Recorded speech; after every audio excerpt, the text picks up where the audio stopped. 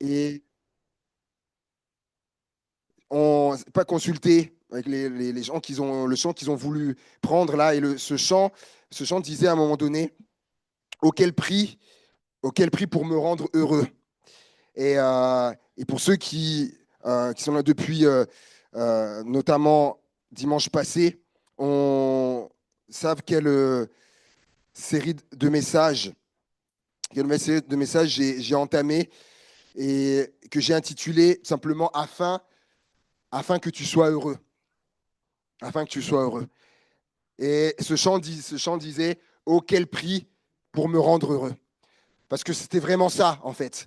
Le but de Dieu, et notamment aussi de la croix, le but de Dieu, c'était de nous rendre heureux. Et il y a eu un prix, il y a eu un prix à payer. C'est Jésus qui a payé ce prix-là, ce prix pour nous rendre heureux, pour me rendre heureux. Et, euh, et la Bible, tout au long de la parole de Dieu, nous parle de ça. Et vous allez le voir, pour faire un peu un récapitulatif par rapport à dimanche passé, quelques-uns n'étaient pas là, le psaume, on a lu le psaume 128, et au verset 1 où il est dit ceci, psaume 128, verset 1er, cantique des degrés, heureux tout homme, mais je crois aussi pour toute femme, heureux tout homme qui craint l'Éternel et qui marche dans ses voies. Tu jouis alors du travail de tes mains, tu es heureux, tu prospères. Et je me rappelle parce que c'est juste cette partie-là que je veux rappeler. Heureux toute femme qui craint l'Éternel, qui marche dans ses voies, tu jouis alors du travail de tes mains, tu es heureux, tu prospères. Et on avait vu ensemble, le premier point dimanche dernier, c'est que afin que je sois heureux, la première chose qui était nommée, c'était le fait de craindre l'Éternel, d'avoir la crainte de Dieu. Pour ceux qui l'ont pas vu, vous pouvez retrouver ça sur YouTube. Donc la vidéo est enregistrée, filmée, pour un peu vous imprégner de ça. Le premier aspect, c'est véritablement la crainte de Dieu. Heureux tout homme qui craint l'Éternel, qui marche dans ses voies. Tu jouis alors du travail de tes mains. Tu es heureux et tu prospères. Et ceux qui étaient là se rappellent, j'avais donné un témoignage, du moins ça va rafraîchir votre mémoire, d'un ami à moi. J'avais parlé de ça. Et ceux qui se rappellent, j'avais expliqué que lorsqu'il a été embauché là, dans la société où il est sur Paris, on lui a confié voilà, un ensemble de produits pour faire, voilà, à faire entrer dans les différents magasins, les grandes surfaces, etc. Voilà, je ne vais pas citer, on ne fait pas de la pub, mais vous connaissez toutes les grandes surfaces là. Et avec comme but donc de développer ce produit-là. Et ceux qui se rappellent, je vous l'avais dit, lorsque on lui a confié ça, je vous avais dit les chiffres et je me suis dit, comme c'était de mémoire, et je me suis dit, je me rappelais que c'était à peu près ça, mais voilà, comme pas dire des bêtises et que voilà les choses doivent être exactes, je me suis dit, tiens, je vais lui redemander. Et quand il m'a répondu, et j'étais content parce que les chiffres étaient ceux-là. Et donc, il m'a répondu et il m'a dit voilà, bonjour David, j'espère que tu vas, etc. Merci pour ça, je t'encourage dans la préparation, prédication. J'espère que ceci nous pourra édifier, encourager, fortifier. Il dit depuis longtemps voilà, Dieu m'a fortement aidé, accompagné dans la vie professionnelle. Et, euh, et voilà, j'ai dû voilà, apprendre cela. Il m'a donné un courage, une détermination. Et il dit quand j'ai repris donc le secteur Paris, il dit en février 2022, le secteur faisait donc environ 480 000 euros donc, de chiffre d'affaires. Un secteur pas facile pour cause de son type de client très varié, la concurrence, un environnement assez hostile. Et il dit donc maintenant le secteur est pour le moment donc numéro 2 de France pour un classement sur 22, numéro 22, je pense terminer l'année environ à 1 300 000 euros de chiffre d'affaires et 480 000 euros, 1 300 000. Heureux l'homme qui craint l'Éternel, qui marche dans ses voies. Il est heureux, heureux et il prospère. Il jouit du travail de ses mains, il est heureux, il prospère. Et Et forcément, donc je pensais à lui. Et ce qui est très intéressant, ce que je dis, donc il est chrétien, c'est ce que je vous disais. Il est chrétien. Et comme je parlais de la crainte, c'est vraiment quelqu'un qui a la crainte de Dieu. Vraiment, il a la crainte de Dieu. Ouais, il est intègre. Il ne ment pas à ses clients pour essayer de vendre plus, comme on peut le voir, hein, voilà, dans le monde, etc. Il n'essaie pas de mentir pour vendre plus, etc. Il est transparent avec ses clients, il dit les choses, voilà, telle chose, ce qui va, ce qui est moins. Voilà. Et la parole de Dieu, elle ment pas. Elle ment pas. Heureux l'homme ou la femme qui craint l'Éternel. Tu jouis alors du travail de tes mains et tu es heureux, tu prospères. Et ce qui est, moi, c'est que le Deutéronome chapitre 30, verset 9, nous dit ceci. Deutéronome chapitre 30, verset 9. L'Éternel, ton Dieu, te comblera de bien en faisant prospérer tout le travail de tes mains. Ça, c'est un autre verset. Hein. Et te comblera de bien en faisant prospérer tout le travail de tes mains, le fruit de tes entrailles, le fruit de tes troupeaux et le fruit de ton sol. Car l'Éternel prendra de nouveau plaisir à ton bonheur. Retenez bien ce mot, à ton bonheur, comme il prenait plaisir à celui de tes pères. Vous vous rappelez que le thème c'est afin que tu sois heureux. Okay, le heureux nous parle donc de bonheur. Et donc là, le Seigneur dit, il dit ceci, il te comblera de bien en faisant prospérer tout le travail de tes mains. Si vous avez fait le lien avec ce que j'ai dit tout à l'heure, c'est lié à quoi? Premièrement, c'est lié à la crainte de Dieu. Premièrement. Et donc ce bonheur passe par la crainte de Dieu, mais pas que. Du coup, regardez le verset 8, juste au-dessus de ce passage-là. Regardez, verset 8, il est dit, et toi, tu reviendras à l'Éternel, tu obéiras à sa voix et tu mettras en pratique tous ces commandements que je te prescris aujourd'hui. Et de là, du coup, la suite, il continue. Voilà, l'Éternel, donc, te comblera de bien en faisant prospérer, etc. Et il prendra plaisir à ton bonheur. Là, il y a une autre dimension qui est là, au verset 8. Un autre aspect, c'est mon deuxième point donc pour aujourd'hui, c'est « et tu mettras en pratique tous ces commandements ». Tu mettras en pratique. Et ce bonheur, le fait d'être heureux, passe par la mise en pratique. Vous allez le voir, on va le voir, l'argumenter, par la mise en pratique de la parole. Deutéronome, chapitre 6, verset 24. Deutéronome, chapitre 6, verset 24. L'Éternel nous a commandé de mettre en pratique toutes ces lois et de craindre l'Éternel, notre Dieu, et afin que nous soyons toujours heureux et qu'il nous conserve la vie comme il le fait aujourd'hui. Amen. L'Éternel nous a commandé donc de mettre en pratique toutes ces lois afin que nous soyons, dans ma version c'est écrit soyons, afin que nous soyons toujours heureux. Mettre en pratique afin que nous soyons heureux. Et d'ailleurs, je vous l'ai dit, donc c'est vraiment argumenté tout au long de la parole de Dieu. Lévitique, chapitre 22, verset 31. Vous respecterez mes commandements, vous les mettrez en pratique, car je suis l'Éternel. Josué, chapitre 22, verset 5. Veillez seulement à respecter et mettre en pratique le commandement et la loi que vous a prescrit Moïse, le serviteur de l'Éternel. Aimez l'Éternel, votre Dieu, marchez dans toutes ses voies, gardez ses commandements, attachez-vous à lui et servez-le de tout votre cœur et de toute votre âme. Psaume 103, versets 17 et 18. Mais la bonté de l'Éternel dure d'éternité en éternité pour ceux qui le craignent. Et sa justice demeure pour les enfants de leurs enfants, pour ceux qui gardent son alliance et se souviennent de ses commandements. Pour faire quoi? Pour faire quoi? Afin de les accomplir. C'est cette version-là, ma version dit, afin de les mettre en pratique. Peut-être certains ont cette version-là aussi. Philippiens chapitre 4, verset 9. Ce que vous avez appris, reçu et entendu de moi, et ce que vous avez vu en moi, mettez-le en pratique et le Dieu de la paix sera avec vous. Amen. Ça, c'était Philippiens 4, 9. Et Matthieu, chapitre 28, versets 19 à 20. Allez donc, faites de toutes les nations des disciples, baptisez-les au nom du Père, du Fils et du Saint-Esprit. Et c'est pour ça qu'on fera ça tout à l'heure, cet après-midi. Et il continue en disant quoi? Et enseignez-leur, là c'est la version qui dit à observer tout ce que je vous ai prescrit, peut-être certains dans leur Bible ont, et enseignez-leur à mettre en pratique tout ce que je vous ai prescrit, Et moi, je suis avec vous tous les jours jusqu'à la fin du monde. Amen. Mettre en pratique, mettre en pratique, mettre en pratique, mettre en pratique, mettre en pratique. Voilà. Vous savez, la parole de Dieu, en fait, c'est quelque chose de concret. C'est quelque chose qui est concret et justement aussi de pratique. Et mais peut-être quelqu'un posera cette question, d'accord, je comprends, le fait aussi d'être heureux et lié au fait de mettre en pratique la parole de Dieu, mais peut-être quelqu'un me dira, mais mettre quoi en pratique? Qu'est-ce que je dois mettre en pratique? David, sois plus précis. Actes, chapitre 10, versets 34 à 35.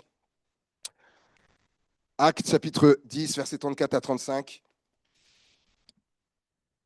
Alors, Pierre prit la parole et dit, en vérité, je reconnais que Dieu ne fait pas de favoritisme et que dans toute nation, celui qui le craint, ça revient, hein, celui qui le craint et qui pratique la justice, lui est agréable. Qui pratique la justice. On va voir plusieurs choses. Qu'est-ce que je dois mettre en pratique, David? La justice. OK. Mais même en pratique la justice, c'est-à-dire être juste. Pour comprendre ça, vous savez, c'est quoi le symbole de la justice? Une balance. Balance. Parce qu'il faut que les choses soient justes et équilibrées, justes. Et si par exemple, comme j'ai dit, la parole de Dieu, il faut qu'elle soit pratique. Et je pensais à ça, par exemple, pour ceux qui ont des enfants.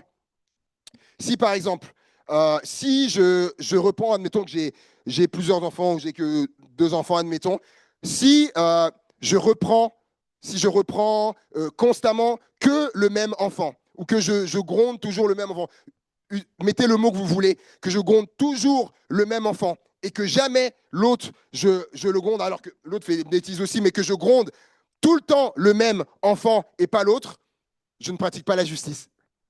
Je ne suis pas injuste. Alors c'est autre chose. Si le deuxième enfant, l'autre ne fait jamais de bêtises, bon là c'est autre chose. Là, c'est autre chose. Euh, si, si, par exemple, concernant les enfants, si je donne toujours des choses à l'un, par exemple, je lui donne toujours des choses, etc., et que je ne donne pas à l'autre ou aux autres, je ne pratique pas la justice. Je ne suis pas juste. Si dans l'Église, quelqu'un a besoin, par exemple, si quelqu'un a besoin de nourriture, voilà, et qu'on lui donne, et c'est d'ailleurs des choses que l'on pratique ici, si je donne du coup à manger et qu'une autre personne ait besoin et que pour X raisons, je ne donne pas à l'autre personne, je ne pratique pas la justice. Si, comme la parole de Dieu le dit, si j'accorde des privilèges, vous savez, il y a ce texte dans la Bible, dans les Épîtres, où il est dit, voilà, s'il y a quelqu'un qui vient dans l'assemblée, quelqu'un voilà, qui a des honneurs, etc., et tu lui dis, ben voilà, tu lui dis, mets-toi devant, viens, assieds-toi et mets-toi devant, mets-toi vers les meilleures places ou les premières places, peu importe, et que quelqu'un, voilà, vêtu de haillons, etc., vienne et tu lui dis, oh, toi, mets-toi au fond là-bas. En fait, si je fais ça, je ne pratique pas la justice. Je ne pratique pas la justice. J'accorde des privilèges. Merci beaucoup. Ouais, je vois qu'on a la même chose. Euh, si j'accorde des privilèges à des personnes qui seraient riches ou aisées et que je laisse de côté, du coup, les pauvres, je ne pratique pas la justice. Et Proverbe, chapitre 21, verset 3, nous dit ceci. La pratique de la justice et de l'équité, voilà ce que l'Éternel préfère au sacrifice. Je répète, Proverbe 21, verset 3, la pratique de la justice et de l'équité, voilà ce que l'Éternel préfère au sacrifice. Et donc, David, qu'est-ce que je dois mettre en pratique? Eh bien, on vient le voir, la justice, il en reparle, mais il ajoute justice et l'équité. Et en fait, c'est pas loin, parce que lorsqu'on regarde, c'est tiré du latin equitas qui est une forme d'égalité juste. C'est donner à chacun toutes les chances de réussir malgré leurs différences.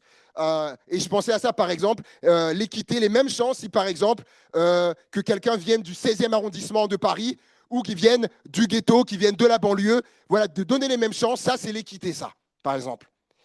Et la parole nous parle de, donc, toujours du point, afin d'être heureux, la mise en pratique, et là on décline. Mise en pratique, tac, de la justice, bon, de l'équité. Ensuite, Michée, chapitre 6, verset 8. Un verset qui est connu, Michée 6, verset 8. On t'a fait connaître, homme, ce qui est bon, ce qui est bien, et ce que l'Éternel demande de toi. C'est que tu mettes en pratique quoi? La justice. Et une autre version dit le droit, que tu aimes la bonté et que tu marches humblement avec ton Dieu. Et dans ma version, moi, il est dit que tu pratiques le droit. Donc, la justice, l'équité, le droit. On se dit, mais attends, David, mais ça, c'est que des choses pour les avocats, pour les juristes, la justice, le droit, l'équité. Et comment ça se passe? Pratiquer le droit. Il y a cet exemple de David dans la parole de Dieu. J'en parlais dimanche dernier, lorsque je parlais de la crainte de Dieu, qu'à un moment, quand tu regardes, on fait la différence entre David et Joseph, qui ont été face à la même chose. L'un, à un moment donné, a eu la crainte de Dieu et pas l'autre. David, lorsqu'on vient lui dire, il voit cette femme qui se baigne et qui fait demander qui est cette femme, et qu'on lui dit, c'est la femme, c'est Bathsheba, c'est la femme d'Uri, le Héthien, et que David, malgré ça, va la faire demander à ce qu'elle vienne. David donc n'a pas eu la crainte de Dieu. C'était une femme mariée. Et Joseph, donc une femme mariée, la femme de son patron, lui fait des avances et il va dire, mais comment pécherais-je contre Dieu et commettrais-je un aussi grand mal? Et il va fuir. Joseph, lui, va avoir la crainte de Dieu. David, dans ce qu'il va faire, on l'a vu dimanche dernier, il va pas avoir la crainte de Dieu. Et en plus de ça, donc il ne va pas faire ce qui est droit. Ce qu'il a fait, ce n'était pas droit. Cette femme, elle était mariée. Ce n'était pas droit. Malgré qu'il était roi. Et qu'on me croit que oh, j'ai tous les droits. Non. Malgré que tu sois un roi, non, tu n'as pas tous les droits. Parce qu'il y a le droit de Dieu qui prédomine tout. La mise en pratique de la parole de Dieu. Et donc de pratiquer le droit. Ce que David a fait à ce moment-là n'était pas droit. N'était pas droit. Et d'ailleurs, même ce qu'il va faire après aussi, ensuite de faire meurtre avec préméditation, de faire tuer le mari de Bathsheba, Uri, pour étouffer l'affaire. Là encore, ce n'était pas droit. Il n'a pas mis en pratique le droit. Il n'a pas été droit à ce moment-là.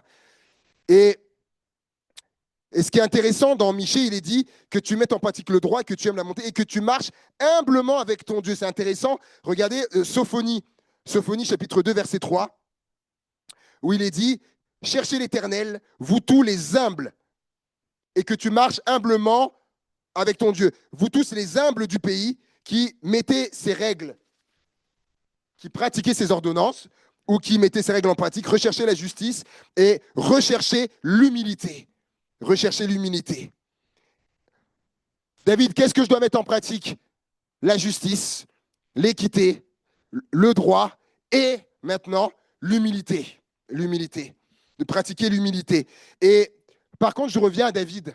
Autant ce qu'il a fait, ce n'était pas droit. À ce moment-là, il n'a pas mis en pratique le droit, la droiture. Mais lorsque Dieu va envoyer le prophète Nathan pour lui dire ce que tu as fait, David, ce que tu as fait n'est pas bien. Ce qu'on voit, c'est que David aurait pu dire, étant roi, il aurait pu venir faire chercher Nathan et aller le faire exécuter. Mais David, lorsque Nathan va lui dire ce que tu as fait n'est pas bien, n'est pas droit, David sur le champ, David va se repentir. Il va se repentir et il va reconnaître sa faute. Il va se repentir. Et d'ailleurs, allez lire les psaumes 32 et psaume 51. Et vous verrez, c'est les psaumes de repentance de David. Et quand vous le lisez, vous voyez à quel point David s'est repenti. Il est là et combien il a réalisé pris conscience combien il avait péché, combien il avait fait du mal. Voilà, il avait fait du mal. Et ça, pour le coup, là, il a pratiqué l'humilité. Là, il a pratiqué l'humilité. Euh, parce qu'il était roi, mais malgré ça, il a reconnu. Et quand même, vous savez, c'était chez David quand même ça, l'humilité. Parce que lorsque David va être, on va le oindre roi, à ce moment précis, quand on faisait ça à l'époque, qu'on venait et qu'on versait la corde d'huile sur la personne, ça désignait, on montrait que voilà, c'est lui le futur roi. Et vous connaissez l'histoire, hein, le prophète Samuel vient, le papa David, il fait venir tous ses fils, sauf David. Il va dire, mais est-ce qu'ils sont là, tous tes fils? Ah non, oui, c'est vrai, j'en ai encore un, mais il est au champ avec les brebis, etc. Fait, pour montrer la considération qu'il avait de David. Et il dit, fais-le mener. Et lorsqu'il va venir, je vais lui dire, c'est lui. Il va le moindre. Et lorsque il va mettre l'huile là, ça veut dire, à ce moment-là, tout le monde sait que David, c'est le futur roi. David, c'est le futur roi. Et ce qui est intéressant, c'est qu'après, la vie va reprendre son cours normal. David, qui était berger, il va retourner garder les brebis. Et c'est intéressant. On voit pas David après dire oh, ça y est, ah, c'est moi, le futur roi. Alors, c'est moi le futur roi, etc. Oh, à dire à son père, et maintenant, tu trouves quelqu'un d'autre hein, pour garder les brebis. Et moi, je suis le futur roi. Hein. On voit pas ça. Vous voyez ça? On voit pas ça. Et regardez comme c'est intéressant. Un peu plus loin aussi. Et quand même, il aurait pu dire non mais garder les brebis. Non mais c'est pas une tâche qui convient à un futur roi. On ne doit pas dire ça. Et ça m'a fait penser pour ceux qui voilà sont de la génération, ça m'a fait rire parce que quand j'ai préparé le message, ça m'a fait repenser au dessin animé le plus grand, le plus culte qui est et qui s'appelle Le Roi Lion. Et dedans, à un moment donné, il y a le petit du roi qui s'appelle Simba. Simba. Euh, et à un moment donné, il y a ce chant où il veut dire c'est moi Simba, c'est moi le roi. Avec un par cœur, hein, le roi. Mais dites-moi, mais dans le film, en fait, quand tu regardes, c'est moi Simba, c'est moi le roi. Mais c'est pas lui le roi. Non, mais à ce moment-là, c'est pas lui le roi. C'est exactement comme David. Il y a son père, il y a son papa, Mufasa. C'est lui le roi, là, à ce moment-là, encore. Lui il est le futur roi. Mais il est là, c'est moi Simba, c'est moi le roi. Oui. Et là, à un moment donné, il est là, ah, mais moi, je me ris du danger. Je me ris, il est là, ah, ah, ah. Après, il y a les hyènes là, qui crient derrière. Ah. Mais ça m'a parlé, parce que lui, il dit, ah, je suis le roi. Non, non, non, non, non. T'es le futur roi. Et lui, il était là, tout fier et tout orgueilleux et tout ça.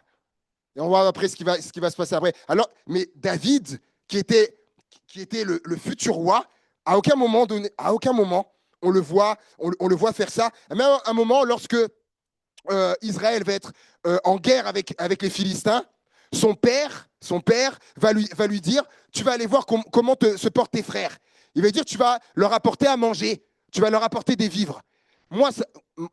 Ça me frappe et ça me touche. Son papa lui dit, tiens, tu vas prendre à manger et tu vas aller apporter à tes frères qui sont au front. Et David, il va prendre ça et il va aller. David, il a été roi. Voilà. Cette onction peut être pour le futur roi.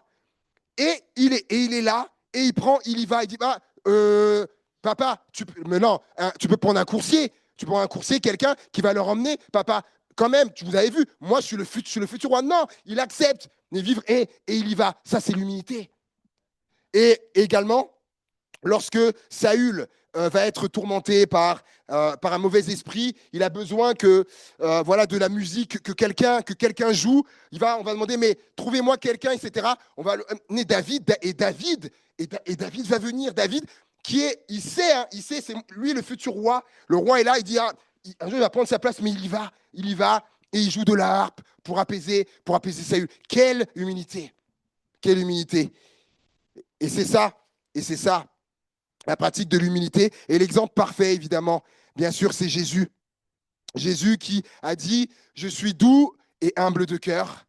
Et l'exemple le plus frappant pour moi, c'est lorsque il va s'abaisser, qu'il va laver les pieds de ses disciples. Là, lui le Seigneur, lui le roi, lui Dieu, parce qu'il était Dieu, il va s'abaisser, il va laver les pieds de ses disciples. Si ça, c'est pas l'humilité, je ne sais pas ce que c'est. Et, et je veux le dire quand même, Jésus, malgré qu'il ait fait ça, il faut comprendre que Jésus, malgré il savait qui il était, mais Jésus, en fait, ne se plaçait même pas, il ne se plaçait même pas au-dessus de ses disciples. Parce que qui faisait ça à l'époque, c'était soit les servantes, c'était soit les servantes ou les esclaves qui faisaient ça. Donc Jésus, là, vous voyez la position dans laquelle il se met, quelle humilité. Jésus, sachant tout ce qu'il était, ne se plaçait pas au-dessus de ses disciples. C'est ça l'humilité. Et d'ailleurs, c'est ce qu'il nous appelle à faire. Oui, oui, chacun de nous, à ne pas nous placer au-dessus des autres. Moi et moi-même, même pas au-dessus de vous. Et je continue. Et du coup, comment mettre, David, ok, on comprend, quoi mettre en pratique la justice, l'équité, le droit, l'humilité. Mais comment, David, comment mettre ça en pratique? Eh bien, comment mettre en pratique? Le psaume 119, verset 11 nous dit ceci. Psaume 119 et le verset 11. Qu'est-ce qu'il est dit? Psaume 119, verset 11. Je serre ta parole dans mon cœur afin de ne pas pécher contre toi. Je serre ta parole dans mon cœur. Comment mettre en pratique, David, cette parole? Là, le psalmiste nous répond de serrer la parole de Dieu. Déjà, pour pouvoir la serrer, mes amis, pour pouvoir la serrer contre notre cœur, déjà, il faut la voir. Il faut la voir déjà, la parole, pour la serrer contre notre cœur. Ensuite, regardez comment les enfants, ceux qui ont encore des doudous, les petits, comment ils serrent le doudou contre eux, là. Vous avez déjà vu ça? Pourquoi?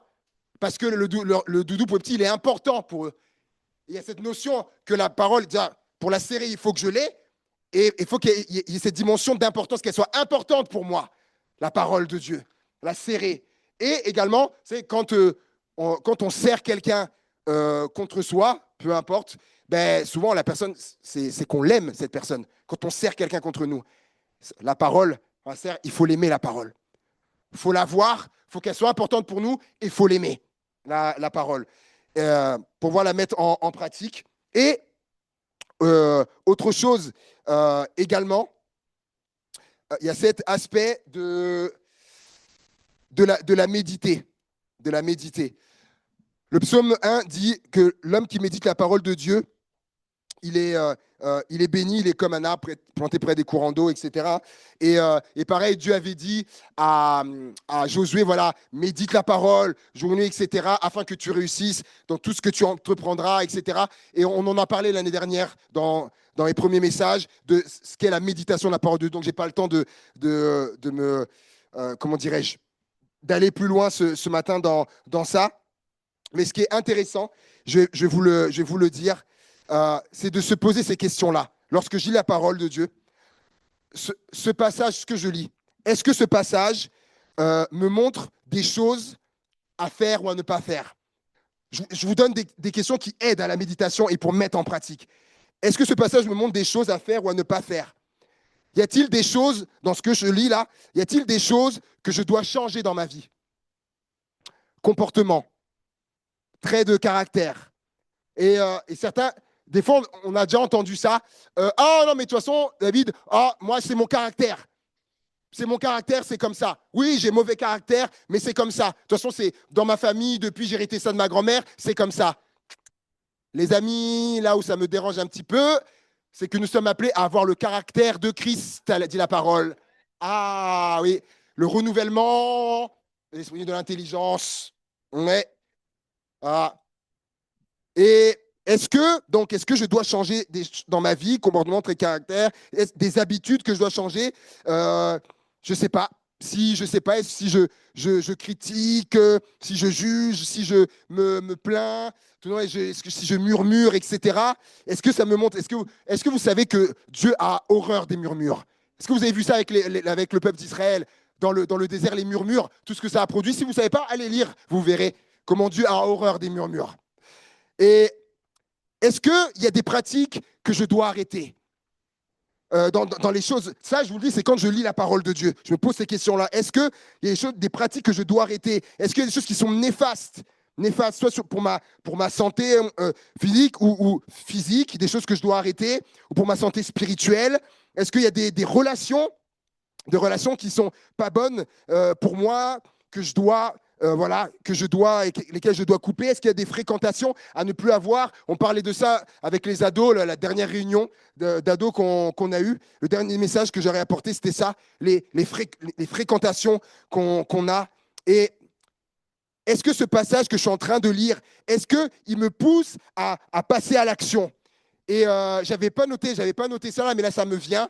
Est-ce que si je suis en train de lire un passage, admettons dans les évangiles, qui parle du pardon, c'est ça la mise en pratique de la parole. Je lis un passage qui traite du pardon, et que je réalise dans mon cœur, là, j'ai un différend avec quelqu'un, voilà, il y a la colère, il y a de l'amertume qui est là, il y a de la rancœur, il y a eu tout ça, et que je dois pardonner. Et du coup, c'est la parole m'interpelle. Jésus dit, il faut que tu balances, si tu veux que ton Père là-haut te pardonne, il faut que tu pardonnes. Est-ce que, lorsque je lis ça, je me dis, oh non, bon, je passe à la chose d'après?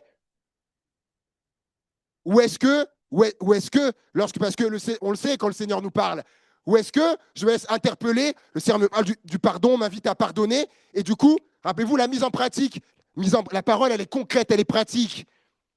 Est-ce qu'elle me pousse à l'action, la parole de Dieu? C'est ça la mise en pratique. Ça doit pas rester stérile. Et j'arrive à la fin.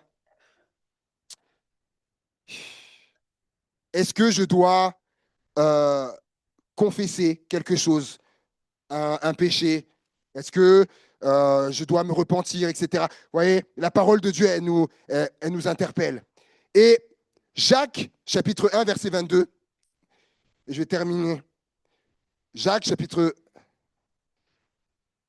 1, verset 22, il dit ceci. Mettez en pratique la parole et ne vous contentez pas de l'écouter. Comment c'est dit là? Et ne vous bornez pas à l'écouter.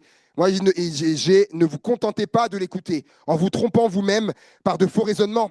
Car si quelqu'un écoute la parole et ne la met pas en pratique, il est semblable à un homme qui regarde dans un miroir son visage naturel et qui, après s'être regardé, s'en va et oublie aussitôt quel il était.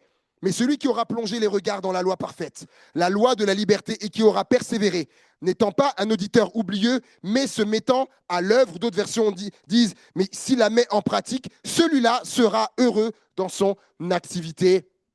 Amen. Amen. Comment ça conclut? Voilà. Cet homme-là, qui met en pratique la parole de Dieu, cet homme-là sera heureux. Ou cette femme-là. Vous savez, c'est pas juste, en fait, ce qu'il dit Jacques là. Ce qu'il dit, c'est pas juste. En fait, vous savez, écouter la parole de Dieu, ça suffit pas. Ça suffit pas, en fait, d'écouter la parole. Juste écouter. C'est comme si un étudiant en médecine, puis là, ça va parler à mon père qui est docteur. C'est comme si un étudiant en médecine, il avait fait du coup toutes ses études et il avait fait qu'écouter. Il avait fait qu'écouter. Et admettons, voilà, il est médecin, mais il a jamais pratiqué. Hein. Ça, ou admettons, chirurgien, il a fait que écouter. Hein. Il a fait que écouter. Oh, et on vous apprend, vous devez être opéré par lui, et vous apprenez qu'il a fait que écouter. Ah, là, vous allez être comme ça, là. Eh oui, eh oui. Il a fallu qu'il pratique quand même. Mm, mm. Et j'aime l'exemple qu'il prend quand il dit, c'est comme si quelqu'un se regarde dans un miroir. Et vous savez que la parole de Dieu, pour nous, elle est comme un miroir. Hein. Vous avez remarqué ça? Elle nous montre qui nous sommes, comment on est. Waouh! Et c'est comme si, je pensais à ça, c'est comme si quelqu'un, admettons, une femme se lève le matin, et puis elle se voit dans le miroir, et puis elle voit qu'elle a les cheveux tout comme ça, qui vont dans tous les sens comme ça, et elle voit, et puis malgré ça, elle sort quand même dehors. Après, vous me direz aujourd'hui, avec toutes les coiffures qu'on voit, ça peut, mais normalement, la plupart, comme les cheveux, tout est bourré, elle doit quand même se remettre bien, le miroir à montrer, donc je me remets bien. Ou pour un homme, parce que certains ont moins de cheveux, comme moi, du coup, moi, ça ne marche pas. Admettons que j'ai mangé et que, excusez-moi, il y avait de la mayonnaise. Je prends la mayonnaise parce que le ketchup, bon, sur un pot foncé, peut-être ça ne se voit pas, mais la mayonnaise, ça se voit. J'ai de la mayonnaise. J'ai eu de la mayonnaise, là. Et je vais devant le miroir, je vois que j'ai de la mayonnaise. Je le vois, hein, mais j'ai la mayonnaise, là, et puis je continue mon choix. Si je vous vois, vous serez un peu gêné. On se regardera et vous serez un peu comme ça. Certains auront quoi de dire, David, David, là, quoi? Quoi? T'as de la. Ben oui, si j'ai vu que j'ai de la mayonnaise, normalement, je vais l'enlever. Je vais l'enlever. La parole de Dieu, c'est ça, en fait. La parole de Dieu, elle nous montre des choses. Il y a de la pratique. C'est la femme qui a vu les cheveux tout ébouriffés. Elle va mettre en pratique, du coup, de mettre en place. Celui qui a une tâche, etc., il va mettre en pratique d'enlever. Parce que la parole de Dieu va nous montrer sur nous-mêmes. Vous voyez, vous avez compris. Et c'est obligé qu'il faut qu'il y ait une mise en pratique. Et, euh, et je conclus avec ce que Jésus a dit dans Matthieu 7, 24. Matthieu 7, 24. Matthieu chapitre 7, verset 24. C'est pourquoi, et on va définir, c'est pourquoi quiconque entend ces paroles que je dis et les met en pratique, il a dit, hein, et les met en pratique. Pas juste parce que Jésus, vous savez, les gens ils étaient pendus à ses lèvres. Les gens étaient là, mais quand ils parlaient, ils ont été suspendus. Donc, ils écoutaient les paroles. Oui, mais Jésus, il leur dit, oui, c'est génial, vous écoutez, c'est bien, mais même pour lui, ça ne suffit pas. Il dira, et qui les met en pratique, ce que je viens de dire, il faut que ce soit mis en pratique. Sera semblable à un homme prudent qui a bâti sa maison sur le roc. Poursuis, s'il te plaît. La pluie est tombée, les torrents sont venus, les vents ont soufflé et se sont jetés contre cette maison. Elle n'est point tombée parce qu'elle était fondée sur le roc. Continue. Mais quiconque entend ces paroles et ne les met pas en pratique sera semblable à un homme insensé qui a bâti sa maison sur le sable. La pluie est tombée, les torrents sont venus, les vents ont soufflé et ont battu cette maison. Elle est tombée et sa ruine a été grande.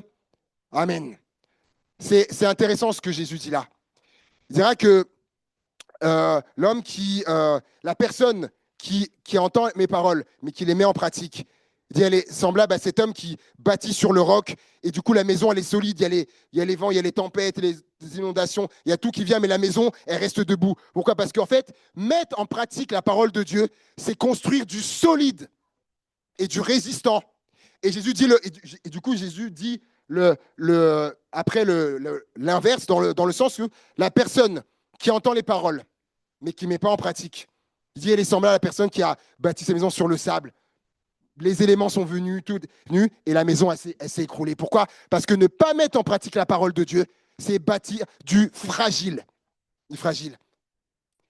Et mon vrai verset de conclusion, parce que ça fait la deuxième fois que je vous dis ça, mon vrai verset de conclusion, c'est Jean chapitre 13, verset 17. Jean chapitre 13, verset 17. Donc, ça veut dire parce vous allez voir, il est tellement parlant, voilà.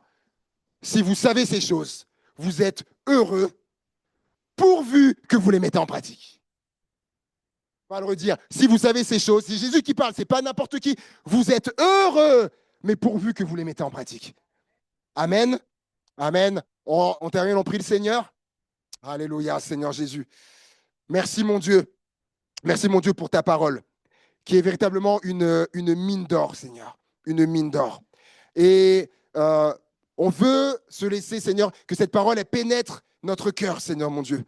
Comme une terre, parce que tu as dit, Seigneur, que le semeur, il sortait pour semer, et puis la semence, elle tombait sur différents terrains. Et on veut que nos cœurs, Seigneur, ce soit de la bonne terre. que cette semence elle tombe dans la bonne terre pour qu'après, elle puisse germer, qu'elle puisse croître, grandir, et on va avoir des fruits qui sont là. Ça va porter du fruit. Ça, c'est ce que tu veux, Seigneur. Que ça tombe dans de la bonne terre, nos cœurs, Seigneur Jésus. Et là, tu nous invites ce matin avec cette interpellation afin que tu sois heureux. Dimanche dernier, tu as vu que ça passe par la crainte de mon nom. Dis Seigneur, par la crainte de Dieu. Et là, tu as entendu ce matin que ça passe par mettre en pratique ma parole. Tu seras heureux pourvu que tu les mettes en pratique. Seigneur, que vraiment nous puissions, comme dit le psalmiste, la serrer contre notre cœur, ta parole. La serrer dans notre cœur, Seigneur Jésus. Parce que je le crois qu'elle est importante pour chacun ici, je le crois qu'elle est importante. Et je le crois, Seigneur mon Dieu, qu'on l'aime ta parole, Seigneur. Alors merci de faire cette œuvre en nous, par l'action du Saint-Esprit. Au nom de Jésus-Christ, amen et amen. Amen.